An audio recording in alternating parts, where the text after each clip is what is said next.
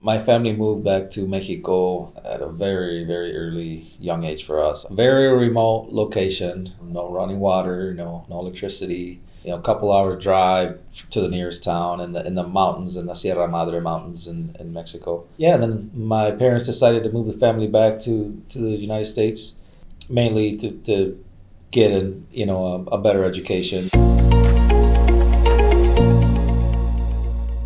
Welcome to another episode of Thrive Forward, Building Inclusive Success with FOBI. I'm Ana Gonzalez, your host and director of the Family-Owned Business Institute at Grand Valley State University. I'm also associate professor of management, and we are hosting this podcast because we want to have an opportunity to celebrate family businesses from the region, from West Michigan particularly.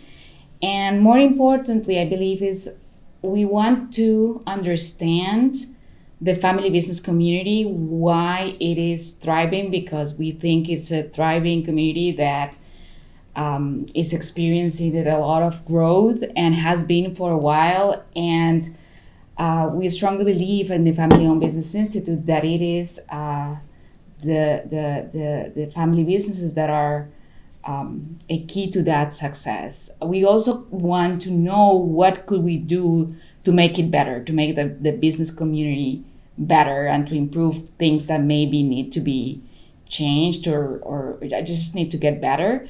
So joining us today is Ruben Ramos. Ruben is managing partner of R&R Mechanical Services. You're offering comprehensive heating and air conditioning services to both homes, commercial and residential spaces. That's correct. And Ruben, thank you very much. Mil gracias por estar aquí, for joining us in this episode.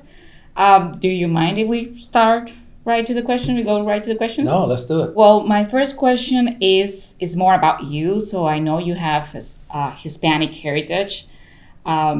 You started this business with your brother, but before that you were born here, but then you tell me a little bit more about you and what brought you to Grand Rapids, Michigan to start a business. Absolutely. No, thanks again. My pleasure. My brother Rolando is really who kind of casted that or put that first stake in the ground when it comes to entrepreneurship.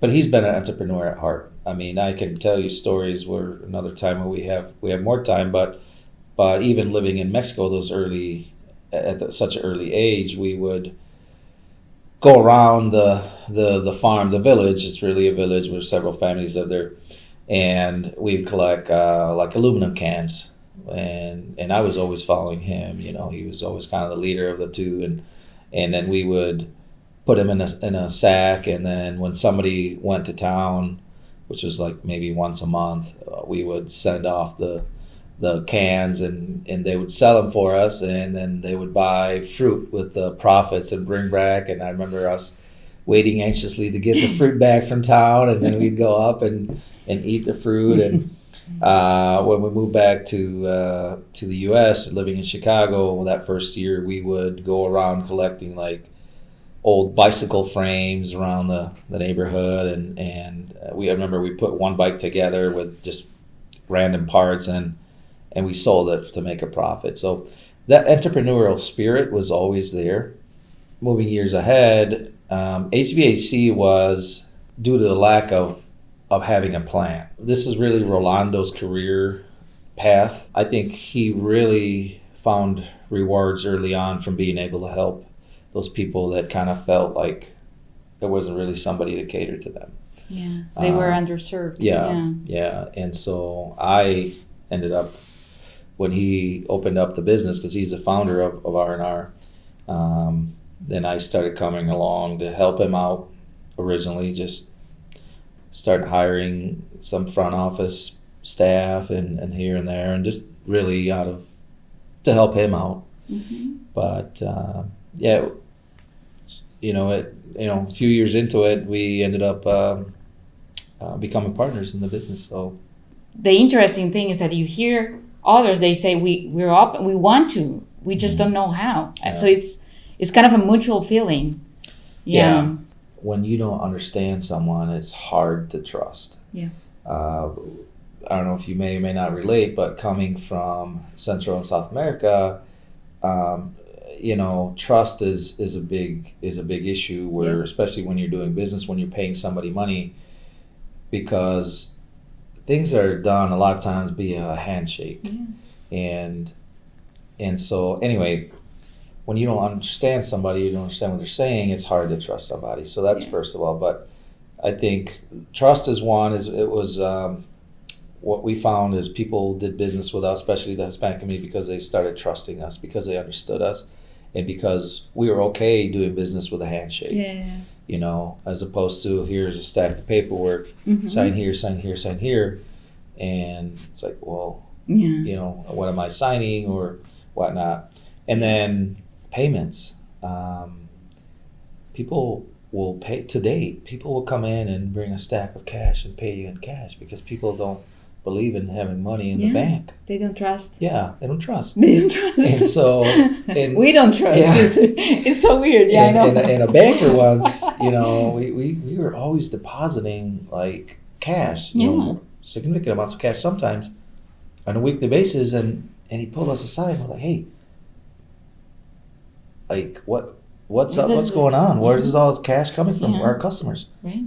None of our other businesses bring in so much cash. How come you guys bring so much cash? And almost kind of felt like they were doubting us, like we were doing something shady or something. Right. I understand what you're saying. And it's like, man, I understand. There's a difference in how people like to do business. So back to kind of the entrepreneurial part of the business, like, okay, so you started serving this community, started growing, seeing, I guess. So tell me about that stage in which you, or that moment in which you felt, okay, we are not a struggling business anymore. We're now in the more becoming more professional, professionalization, and building a foundation for growth. So tell me about that. Was that hard? How long it took? Please. Yes. It hasn't stopped. You're still working on it. The struggles did not stop. There's always something to improve and something to get better at, something new to learn. But if I was to pick in the timeline since 2008 till now, I want to say the halfway mark, maybe between 2014 and 2018. I think that is when something in our minds changed and said, okay, we're not the small business with a small business mentality only anymore, right? We still are a small business as BA considers, but things had to change, and that was very tough. There was a point in time where we grew exponentially, almost tripled in size over a 2-year period, when the economy really started getting stronger. And so we had to adjust. Looking back, what are some of the key lessons you learned as an entrepreneur? And you mentioned maybe get help earlier, like set up the foundation, or but I don't know if you have others that you could share with the audience. Yeah, I mean, a lot of lessons throughout the years, of course. I think that I have no better way of saying this, but getting out of the way. I was mentioning a little bit about being that floodgate. Understanding what everybody's strong suit is, and then finding the right seat for them, right? That has been crucial for us. And then I think like I mentioned getting help, but if people, especially early on in the stage of their business, can find somebody that will mentor them. Okay. Get a mentor. That's definitely something that is so helpful. I think also what we need to do as a community, as a business community, is we need to stop working in silos. Right. We need to have this dialogue. I agree. We need to hey, you know what? I'm struggling with this. Are you? Oh, yes. Well, you know what? This is what I did. Oh, really?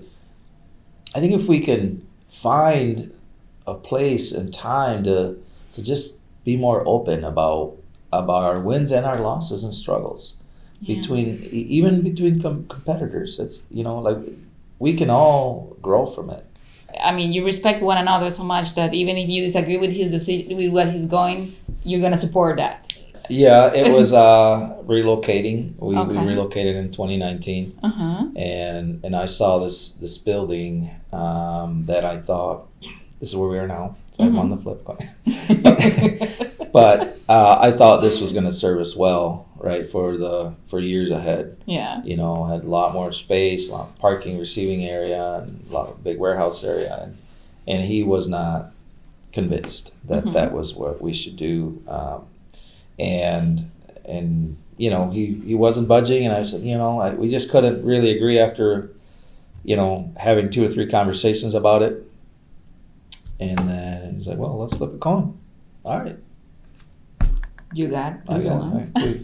And I think it was the right decision. It was the right move. So, in terms of growth, where are you going? Because you're basically here, but I'm sure there are other places that you can to grow. We will always need these services, right? Yeah, that's definitely something that's in our mind, and we've been talking about it for the last year. Is how to scale the business, and there's different thoughts and ideas right now. We haven't gotten too aggressive with that, but as far as revenue goes, we want to, in the next 5 years, we want to be a $25 million company, right? And we're focusing on that, is growing the company that way before expanding, and then but we're acquisitions. Like we've bounced that idea around, right. but I think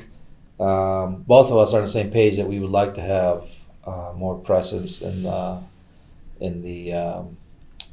region. In the region, right? Maybe closer to the lakeshore, maybe closer to Lansing. We have those thoughts, but we don't have per se a plan to do it at this point. So just to wrap this up, Ruben, because it has been great. If you think about 3 words that make this family business community particular or special, what words would you choose? I had 3 words written down. I have welcoming. I do think it is a welcoming community, especially to the entrepreneurs out there, right? There's a lot of assistance nowadays, and whether it be financial and educational and all whatnot. I think there's opportunity with a growing region, growing city, and comes opportunity. The community demographically is also growing, yeah, and there's plenty of opportunity there for a lot of businesses. And I think the other word I wrote down is ecosystem. Okay. I think again, the system is there where I'm seeing it's not without barriers. There's a lot of barriers, but I think some of those are starting to some of those partners in the area are starting to understand what those barriers have been for small businesses and family owned businesses. I can think of financing, right? It's one of the first barriers, and I talking with a couple of different bankers, for example, they're really trying to come up with creative ideas to help startup businesses, and so I think, So there are resources there. Yes. There is an ecosystem there. We just need to, to create that, to reach. I don't know. I think that's perhaps the missing link is how do we engage these businesses and tell them, hey, look, these are the resources that's available. But they are there. That's the good thing, right? Yes, they can take advantage of those. We just have to branch out somehow. Yeah, they're there. Yeah. They need to continue improving, but they're there. Of course, I get it. Yeah. Well, all these are very Cool words. Thank you very much. Yes, and you given me a lot of things to think about because maybe centers like FOBI can help create those bridges, like become bridges, between these services and or other business or between businesses, Hispanic community versus the I don't know what you think about the traditional West Michigan family business community in a way. Yeah. I mean, again, going back to the ecosystem, I mean, this is what we're doing right now. Yeah. Right. There's organizations that acknowledge or have acknowledged or acknowledging that what some of the barriers are and what some of the missing links are, and we started to talk about it. Right. We're doing a podcast. Right. And perhaps other people can find this useful. Yeah. And seeing that you, a successful entrepreneur, is being vulnerable and is sharing, that he's struggled as well, right? Yes. Man, and we continue to struggle, right? Yeah, right. There's Absolutely. always struggles. Yeah. It's. I go back when we first started. I would see businesses that were probably in our stage right now, and I would think, wow, they just have it all figured out. They're probably one that they have a master's in business administration, and they have not at all. I mean, we continue to have a lot of struggles. We continue to learn, and you always have to, continue to evolve and learn from the mistakes and go at it. Now I know that I could have avoided so many mistakes along the way, but maybe that's what I had to do in order to get to this point. Right. That was your journey. Yeah. Well, anyway, thank you. Gracias. This has been fantastic. Thank you very much. I'm sure our audience will learn a lot from this podcast and this episode. And we'll come back with more. Well, thank you. Absolutely. Best wishes. No, a ti.